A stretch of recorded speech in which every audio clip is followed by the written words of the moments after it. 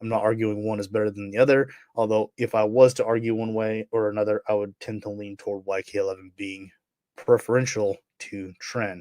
YK11 can also be taken as an injectable, in which case I haven't utilized it that way myself, but I know a number of guys who have, and they say it is much better than Tren. So as far as long-term side effects and organ health, I couldn't really say which one is better or worse. They're both dangerous, in my opinion, for organ health, especially with a higher dosage over a long period of time. It's not something I would recommend to anybody, but I know there's plenty of guys who are going to do it anyway. S4 is another SARM that is more of a beginner SARM, in my opinion. It's very mild. It has to be taken at 25 to 50 milligrams per day, and it needs to be dosed 4 times per day because it has such a short half-life. Usually a cycle of S4 will be 6 to 8 weeks. A lot of guys really like this stuff.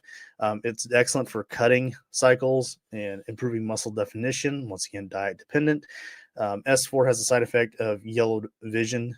So it's something I haven't taken myself because I don't want to. I already wear glasses. I don't want to affect my eyesight anymore in a negative way. So an intermediate stat could look something like RAD 140 at 10 milligrams per day, LGD 4033 at 5 milligrams a day, and MK677 at 20 milligrams per day. This would be ideal for extreme muscle growth and improved recovery if you're eating enough protein. I can't emphasize that enough, you guys. Protein is so vital.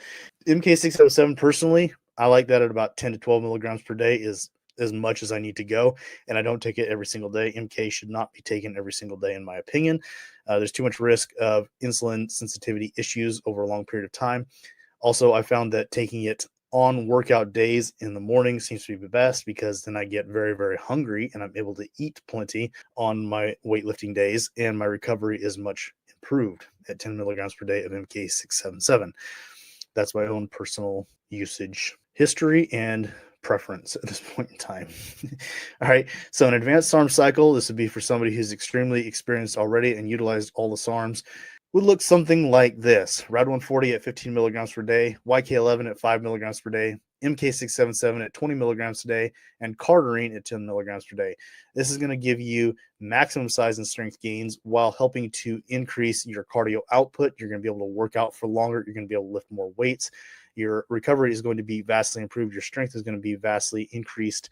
And overall, assuming your diet is good and you're eating enough protein, it should do a ton for adding muscle and leaning you out at the same time. You could also look at doing something like S4 with Cardarine and Ostarine, which would be a great cutting stack if you're eating properly, designed to strip fat away while preserving lean muscle mass. Now, I want to emphasize that a little bit here. The point of taking a SARM or an anabolic during a cutting stack is that you're in a calorie deficit and need to preserve muscle mass. Therefore, the PED, whatever it is, whether it's a SARM or a steroid, is there to preserve muscle. You're not trying to build muscle while you're cutting. If you can, that is great, but you're going to be in a calorie deficit while losing body fat. And so in order to maintain the muscle and lose the body fat without losing the muscle, that's what the PED is for. So please keep that in mind. And the calorie deficit obviously is because of diet. You still need to be eating enough protein to maintain the muscle that you have.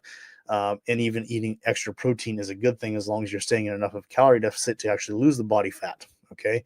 So pro tip, advanced users might benefit. Everybody benefits from, in my opinion, not medical advice, from using peptides like BPC 157 and TB 500 to improve joint health and recovery and reduce injury risk. I will say I use BPC and TB 500 as a topical together on a very regular basis, especially after leg day or a good shoulder day.